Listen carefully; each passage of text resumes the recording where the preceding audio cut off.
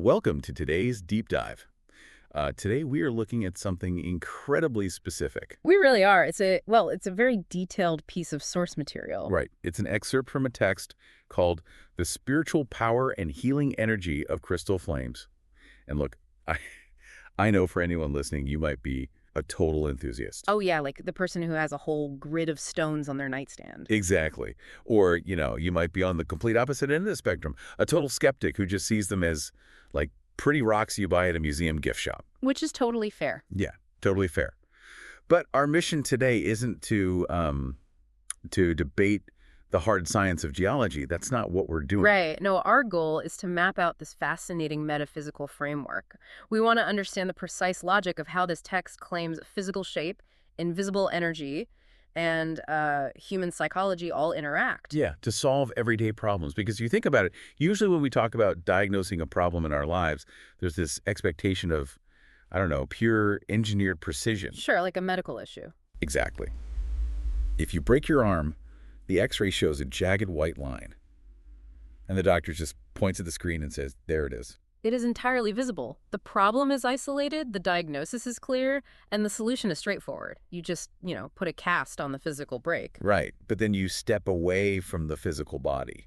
You step into the realm of our internal lives, and you start looking at our emotions or our fears. The messy stuff. So messy, like sudden crises of confidence or, the reasons we procrastinate on things we actually care about. Suddenly, that x-ray machine is completely useless. Right, because you are looking at a diagnostic landscape that is incredibly murky. Yeah. We know something is wrong, but we can't point to a white line on a screen to prove it to anyone. It is the absolute definition of diagnostic muddy waters. I mean, you can't put a creative block on a medical stand. You really can't. And you can't draw blood to figure out why you feel vulnerable in a toxic work environment, right? The invisible nature of those struggles makes them profoundly difficult to process. And yet, throughout history, humans have desperately tried to build physical tools to do exactly that. We constantly try to give a tangible form to the invisible work of fixing ourselves. Which is what makes this text so compelling to me. It presents a literal, intricate user manual for how one specific physical object is supposed to manage all of that internal chaos. Okay. Let's unpack this. Let's do it. So the very first thing the text focuses on isn't actually the geological makeup of the stone itself. It's the shape. Right, the carving. Yeah. These crystals are intentionally carved to mimic the shape of fire. And the author makes a massive deal out of this specific carving. They really do. The text states that fire brings both life and death, drawing a literal line between survival and extinction. Which is intense. It is. And what's fascinating here is how the framework positions that shape not merely as a nice aesthetic choice, It's not just a passive metaphor, it's an active catalyst. Right, it's doing something. Exactly. The premise is that the flame shape inspires what metaphysical traditions call kundalini energy. Okay, what is that exactly? So this is conceptualized as a primal, coiled life force energy sitting at the base of your spine. By bringing the shape of a flame into your physical space, the user is purportedly able to reach deep into themselves to find a dormant assertiveness. Wow. Yeah, it's explicitly designed to banish what the author calls the stupor of a humdrum routine. See, that phrase, the stupor of a humdrum routine, that really jumped out at me. Because it frames the flame shape as a primal psychological trigger. How so? Well, if you think about lighting a campfire out in the dark woods, right? Every living thing is naturally drawn toward that light and that heat. Oh, for sure. It's magnetic. It mesmerizes you. It represents safety from the dark, but also the inherent danger of getting burned. It demands your absolute attention. Right. You can't ignore a fire. Exactly. Yeah. So the logic here implies that the physical presence of this carved flame does the exact same thing to your internal energy. It forces your brain to look away from the mundane reality of paying bills and answering emails. Yes. It sparks this deep ancestral courage to actually take risks. And that is a crucial distinction in this system. Because it's not a painting of a fire that you just passively observe on a gallery wall. Right. The elemental energy that the shape represents has to be physically and actively integrated into the human body's energy centers. The shape is the trigger, but the user is the engine. Okay, so if the shape is the trigger, how exactly does the user pull it? That is the big question. Because this is where we move from the broad symbolism of the carving into the actual mechanics of the human body. The source, maps out exactly how to use this tool. It really does focus heavily on what are known as chakras, or energy centers, and it reads like an actual instruction manual. Does it? It provides very literal physical directions. To activate this process, the text says you are supposed to take the crystal flame and hold the flat side directly against your solar plexus. Which is located right around your stomach area. Exactly. And from there, you cup your hands around the stone and take a deep, intentional breath. Okay, so you are establishing a physical biofeedback loop with the object. Precisely. By going through this physical motion, you are deliberately attempting to send and receive the stone's energy. Okay, I'm with you so far. Now, the system outlines that while the stone resonates with the crown chakra, which sits at the top of the head and acts as the entryway to ethereal realms, spirit guides, and guardian angels, the actual heavy lifting, the physical work, happens lower down. Right, in the stomach area. Yes, it is focused in the sacral and solar plexus chakras. Okay, let's look closer at those two specific centers based on the text. Because honestly, this is where I really found myself struggling with the logic. Oh, I know exactly what you're going to say. Right. So the solar plexus energy is said to manifest as action, drive, vitality, and power. That tracks perfectly. It's the engine room of the body, the gut instinct. Totally. But then it moves to the sacral energy, which governs creativity, being at peace, and, quote, can even show up as weight loss. Yeah, that part is a... Wait, hold on. I have to push back on this mechanism. We are talking about channeling the primal forces of survival, communicating with guardian angels through the top of your head, achieving ultimate inner peace, and dropping a few pounds. I know, it sounds a bit... It's just the sheer specificity of weight loss nestled right in the middle of these lofty, ethereal concepts feels incredibly jarring. It definitely stands out. How does a single carved rock actually juggle such wildly different human desires? Are we talking about a biological intervention here, or is this just a metaphor for shedding emotional weight that got taken entirely too literally? Well, it is a jarring juxtaposition for a modern reader, I completely agree. But to understand it, we have to look at how this system views the interconnected nature of the body. Okay, explain that. In this holistic framework, the physical body and the spiritual self are not separate entities. They are a single, continuous feedback loop. Oh. Yeah. The sacral and solar plexus chakras are inextricably linked, working together to empower the user.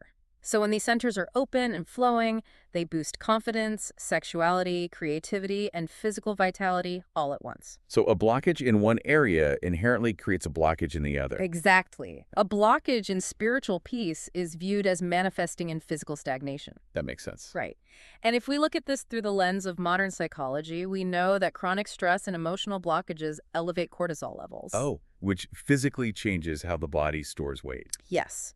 So to the author of this text, removing a spiritual roadblock naturally and inevitably results in physical shifts. Oh, wow. Whether that means you suddenly have the newfound mental energy to actually go to the gym, or your nervous system finally relaxes enough to stop hoarding stress weight, the physical result is just a symptom of the spiritual clearing.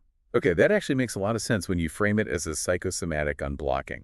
It's a totally holistic view of cause and effect. It really is. But the process doesn't stop with simply unblocking yourself.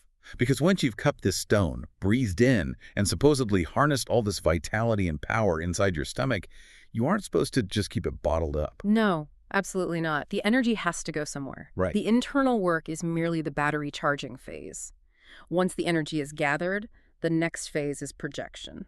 Here's where it gets really interesting. It gets very specific here. Yeah, the text describes exactly how this energy moves before it leaves the body. As you connect your solar plexus energy with the stone, the energy swirls and flows up through the flame. And the author specifically describes it as twisting and turning in a feminine form before finally exiting through the sharp point of the carving. That terminology is very intentional. I found that gender description really curious. Why does the energy need to take a feminine form to be projected effectively? Well, in metaphysical traditions, the term feminine form doesn't refer to biological sex. It denotes a specific type of energetic movement that is fluid, adaptable, and intuitive, as opposed to rigid, linear, or forceful. So it's more about the flow. Exactly. Think of water moving through a funnel. If you try to jam a solid, rigid block of energy through a tiny pinpoint, it's going to get stuck. Right, the pressure will just back up. But because this energy is fluid, twisting, and swirling like water, it gathers incredible momentum as it moves up the carving, allowing it to shoot out of the narrow tip with concentrated force. That is a brilliant way to visualize it. It essentially turns the crystal into a metaphysical Wi-Fi router. Yes, or a targeted laser pointer. A laser pointer, exactly.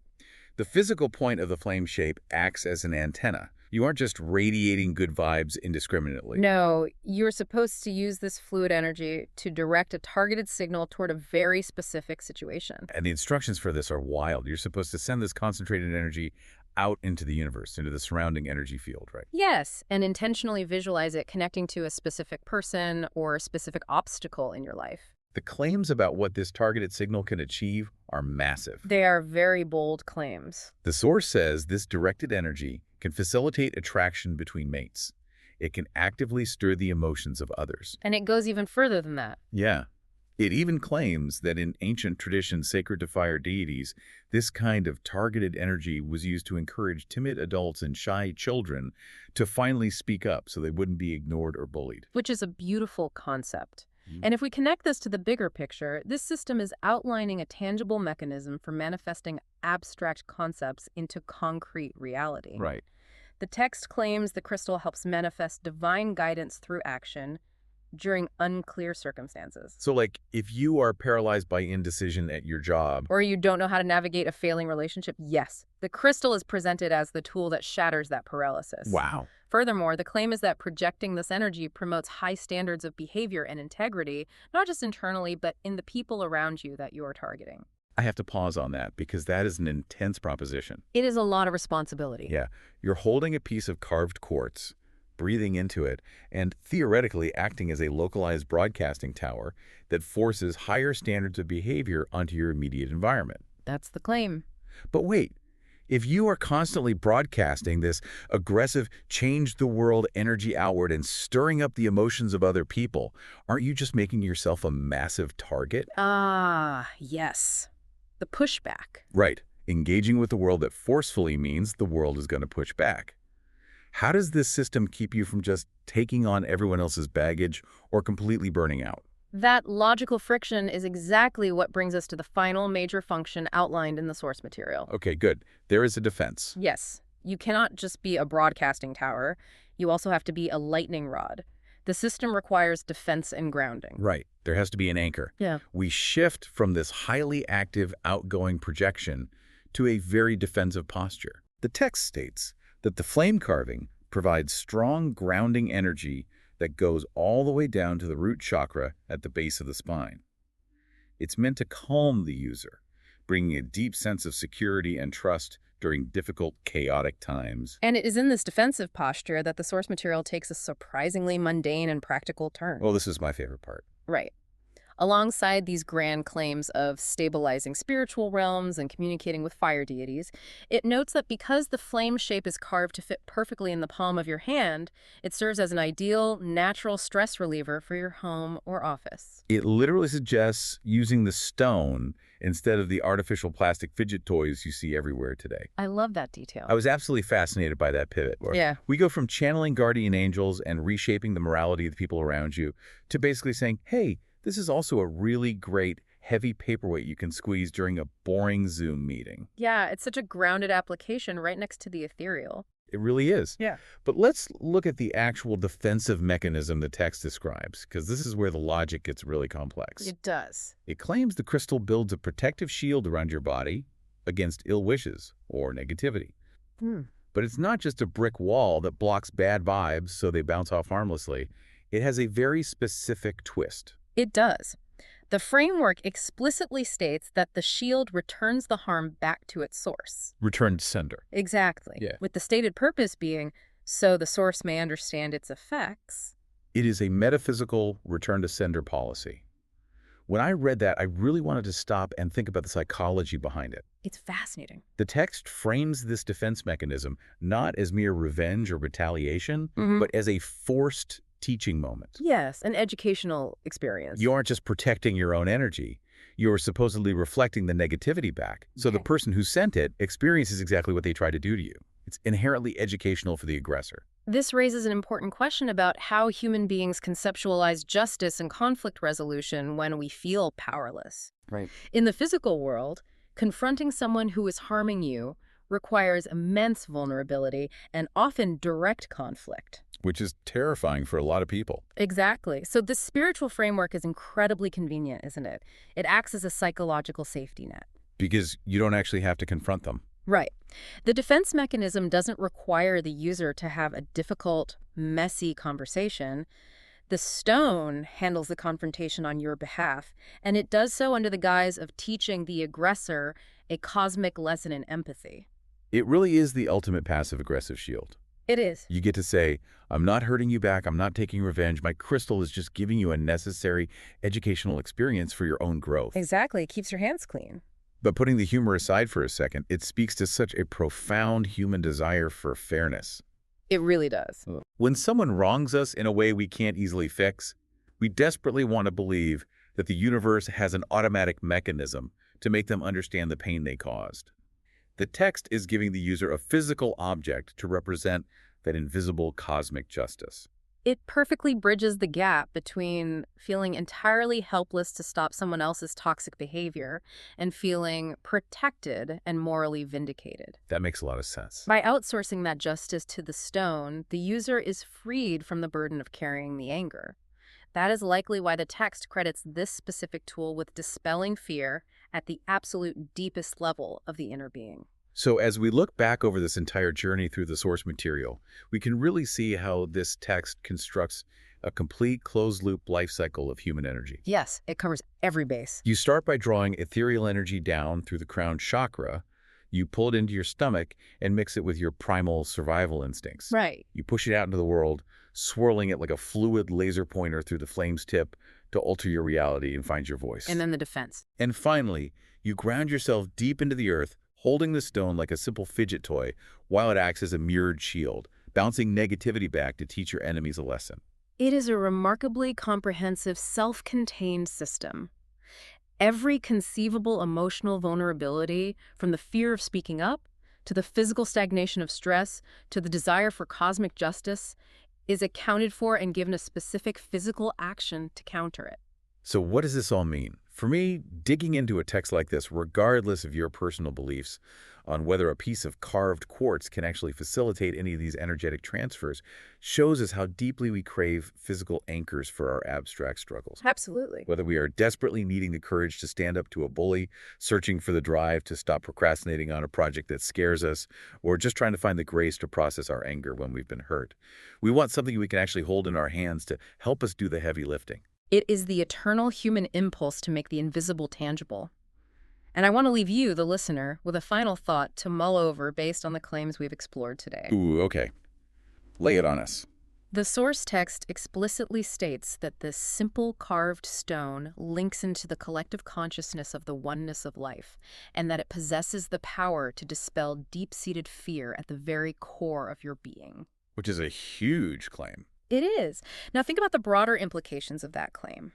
If absolute perfection, total inner stability, and the complete banishment of our deepest fears are supposedly accessible to a person simply through quiet contemplation while holding a carved rock, Yeah. what does that suggest about the latent power of the human mind? Oh, wow. That completely flips the premise on its head. Right. If the power to do all of that is unlocked just by sitting quietly with a rock, the crystal is basically acting as a metaphysical placebo. Exactly. If the user attributes all this profound psychological and physical healing to the stone, it means the capacity for that profound healing already exists entirely within the user. That is wild to think about. It highlights the vast, mostly untapped potential of the human mind's ability to literally rewire and heal itself.